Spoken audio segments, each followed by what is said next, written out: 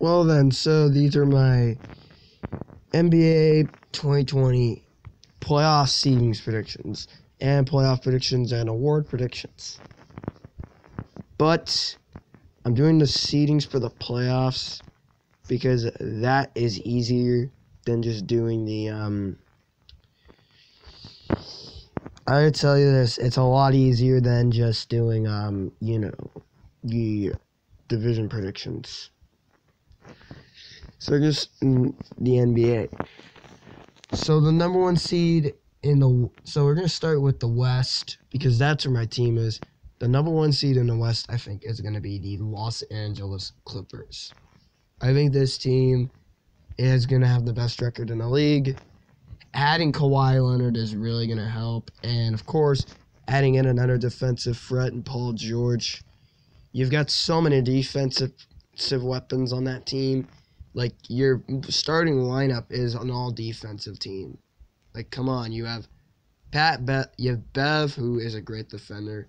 You have Kawhi, no explanation needed. You have Paul George, no explanation needed. Even though he'll be out for the first month of the year, Clippers will still be fine without him. And then, obviously, you have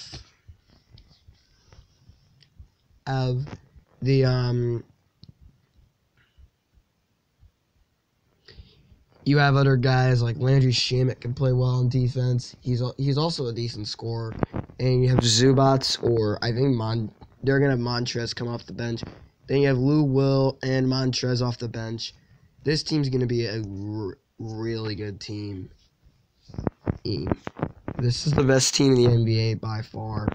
Los Angeles Clippers get the 1 seed. Okay, moving on. The second seed, we have my Houston Rockets. I think the addition of Russ and Harden is going to I think D'Antoni is going to find a way to get Russ and Harden to coexist. I think there's a chance they do. The only real issue here with these two is that they're both ball dominant, and they're not going to get the shots that they normally take. And of course, we all know Russ has seen his old teammates leave. Durant left. Paul George left. James Harden originally got traded. Though Paul George technically didn't leave, he got traded. So yeah, screw you, Liverpool. We got an interesting story here in Houston, but I think the Rockets are going to get the 2 seed. Like I said, the West is hard. This conference is hard. The East, however, is pretty easy to pick for me. Okay, moving on. The 3rd seed, I have the Portland Trailblazers. Damian Lillard comes back. CJ McCollum comes back. They add Hassan Whiteside, who I think is a pretty good center that they need. And Whiteside fits well in Portland's system with Terry Stotts at coach. I really think that this team can at least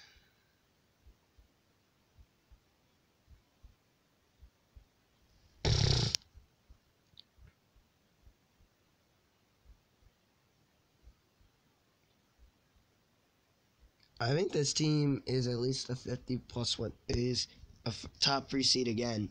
Portland is, honestly, people disrespect this Portland team. I've even seen someone have Portland missing the playoffs. I'm like, there's no way Portland misses. Go away. They've been shocking people. And I think Portland gets the 3rd seed and just win 50 plus games. Damian Lillard and CJ McCollum take that big giant leap.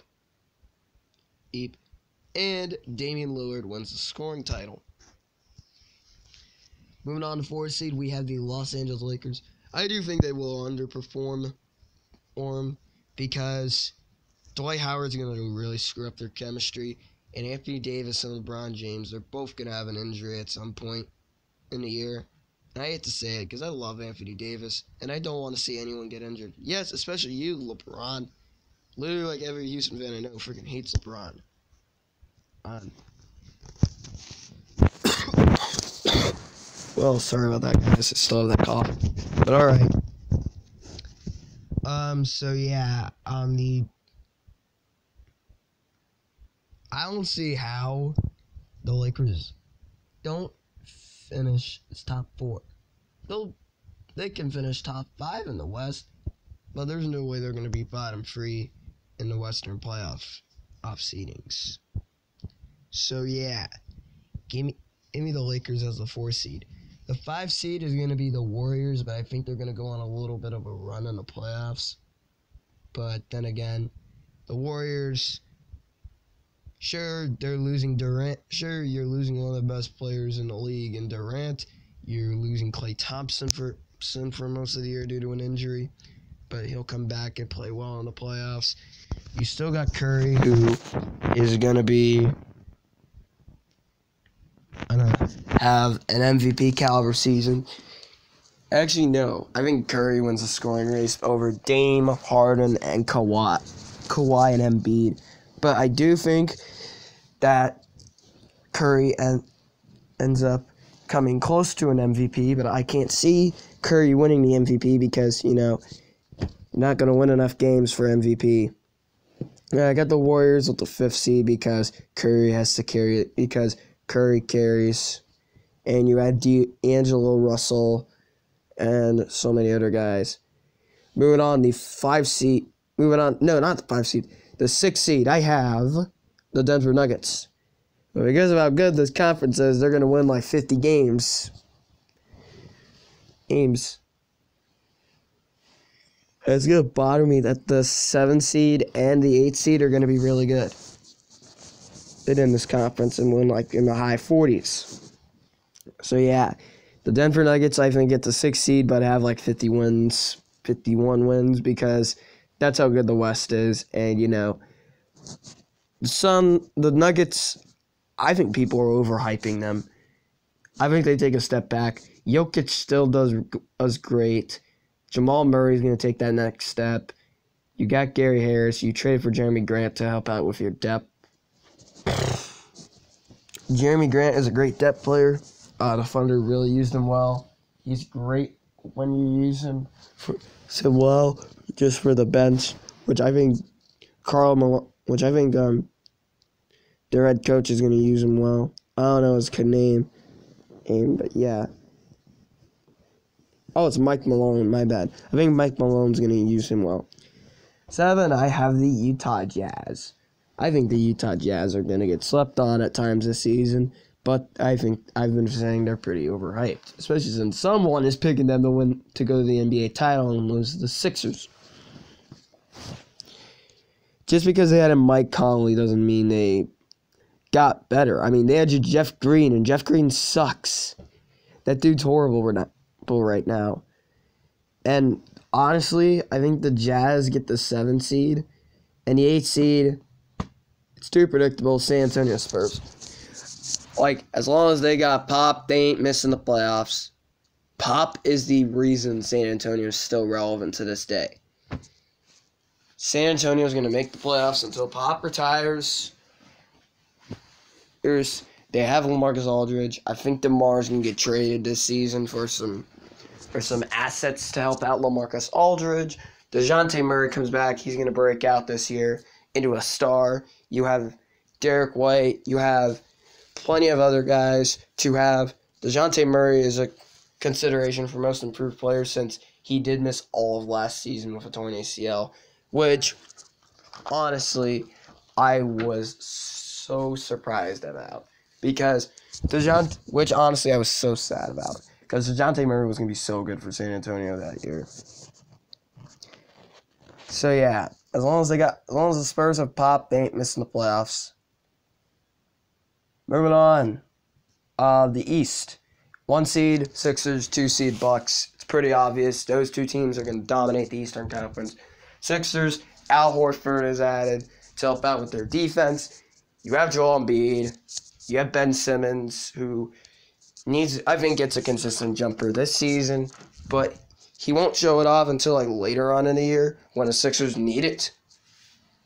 So yeah, I think the Sixers get the 1 seed. Even though they lose Butler and Redick, they still got Tobias Harris. They still have Joel Embiid. They added Al Horford. They're going to be dangerous this year. It's going to be a little weird seeing a bunch of guys who can't shoot except for Tobias, maybe Josh Richardson, and Embiid if he can shoot consistently well. We've seen Embiid hit threes. He's not afraid to take them. 2 seed Bucks, reigning MVP, Giannis Antetokounmpo, arguably best player in the league, though I don't think Giannis is the best player in the league. He is one of them, though. Giannis Antetokounmpo is still one of the best players in the NBA right now. And I think Giannis has another case for MVP this year because Giannis is just, this guy is a monster. Even though he was shut down by Kawhi, that was Kawhi. You're going to get shut down by him unless you're Kevin Durant. But who knows? Sixers, Bucks, 1 and 2. I think that's the Eastern Conference Final. That's so obvious in the East. Now, 3 through 8 is a little bit tricky. 3, I have the Boston Celtics just because, I think the Boston Celtics are going to be just fine. Some guys they lost outside of Horford and Morris, they really needed to lose those guys. Like Kyrie Irving, Terry Rozier. Terry Rozier was awful this past season, and he had high expectations too, and he failed. So yeah, Terry Rozier was horrible last season, and now the freaking Charlotte Hornets signed him, which it's obviously going to be the worst team in the league. Moving on, you have Kemba added in. You have Enes Kanter. I don't think Enes Kanter is really all that bad. He didn't fit Portland well, and I think he's gonna fit Boston pretty well. Moving on, who else do you have on that team? Oh yeah, you have Jaylen Brown, who I think will be better this year. Kyrie Irving won't be taking up his shots, and Kyrie Irving won't be making him worse all the time. So I think Jaylen Brown's gonna end up getting better this year.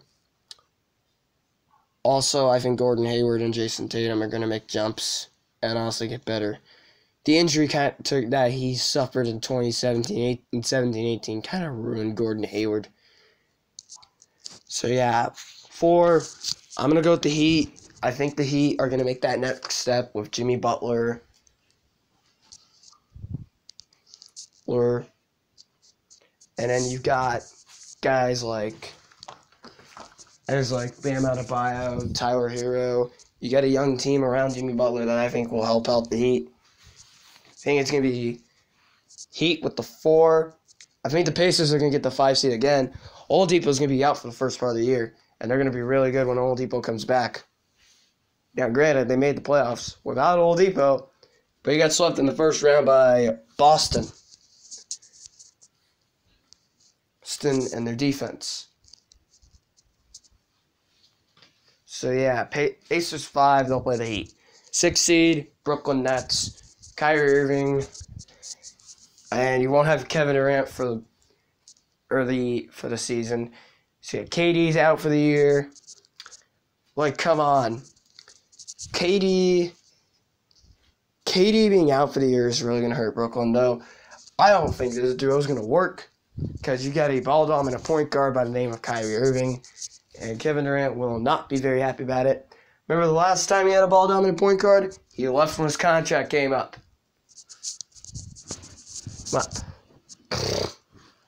Yeah, Kyrie's usage rating is one of the highest in the league. He had a higher usage rating than Russell Westbrook in the playoffs. And that's really saying something. But Kyrie Irving, I think, is going to help the Nets to some wins this year. But not enough games. But I think he helps the Nets get to the 6th seed.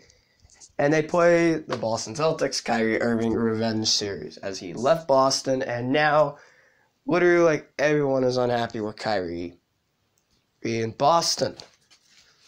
Moving on to 7th seed, I think it will be the Toronto Raptors. I think they will fall apart. No Kawhi Leonard. You still got Pascal Siakam, though. Nick Nurse is not that great of a coach. He got carried by Kawhi Leonard. I guarantee you, without Kawhi Leonard, they would not have been the 2 seed. Kawhi won them a lot of games they should have lost last year.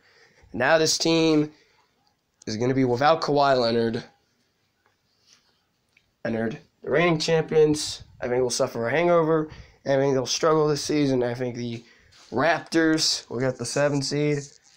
And the 8 seed, Orlando. I think the East was honestly a little easier for me to pick than the West because of how difficult the West has been. But yeah, I think the East is going to be a lot easier to pick than the West. So, recap: East, Sixers, Bucks, Celtics, Heat, Pacers, Nets, Heat, Magic.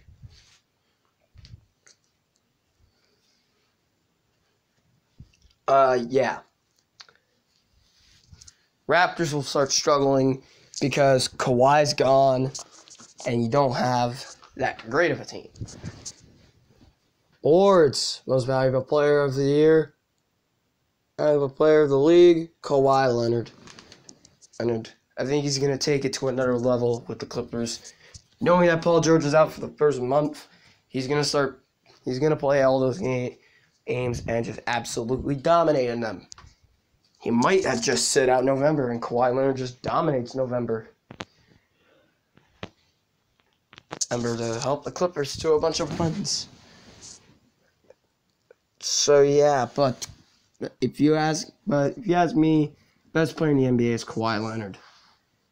I was gonna say Kevin Durant, but he is injured. Giannis is up there. Sorry about that, guys. MVP, Kawhi. Obviously, if you saw my explanation there, then you would have gotten it. Moving on. Most improved player. For me, it's between Jaylen Brown and Buddy Hield. I think Buddy Hield's going to take that next step, but I think it's going to go to Jaylen Brown. I think he's going to get better this season because he's going to benefit with no Kyrie Irving. I think the problem with the Boston Celtics wasn't because they sucked offensively. It was because Kyrie Irving is gone. It was because of Kyrie Irving. And they were able to reach the Eastern Conference Final without him. And everyone was like, oh, they're going to be dangerous when they get Kyrie and Hayward back. Nope. Not much of a threat for the Celtics were. So, yeah. Moving on. The coach of the year, Terry Stotts of Portland. I think Portland is a good team, but I think Terry Stotts is a great coach. He's been the reason, beside, obviously, Dame Dollar and C.J. McCollum and C.J., that Portland's been relevant.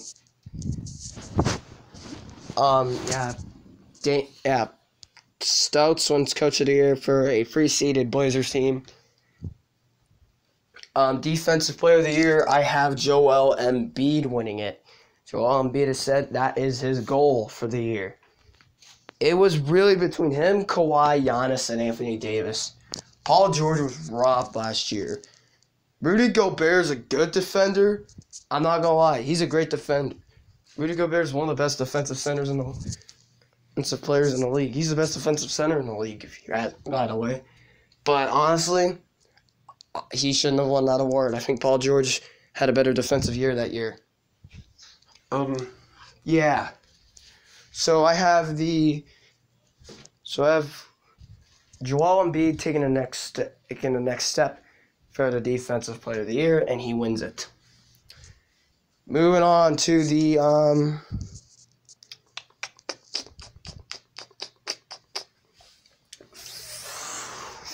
again. Oh, Rookie of the Year, Zion. Only player close to him for me is Ja Morant. And I don't think Ja Morant wins Rookie of the Year, but it will be tight between him and Zion. Because him and Zion are the best rookies in the league right now. Though next year we're going to have some competition. James Wiseman, Cole Anthony. We're going to see a bunch of key rookies come into the league next year. And Kevin Durant comes back. Okay, moving on. What's the next one? A sixth man of the year. You have to give it to Lou Williams at this point. This dude never freaking loses out on this award, though. Eric Gordon won it, but Lou took second, and James Harden won it, and Lou took second. Lou is still a fantastic sixth man that the Clippers are going to use off the bench well enough. If you can pick this guy up on fantasy, do it. Lou Will is a fantasy sleeper. Anyway, that's going to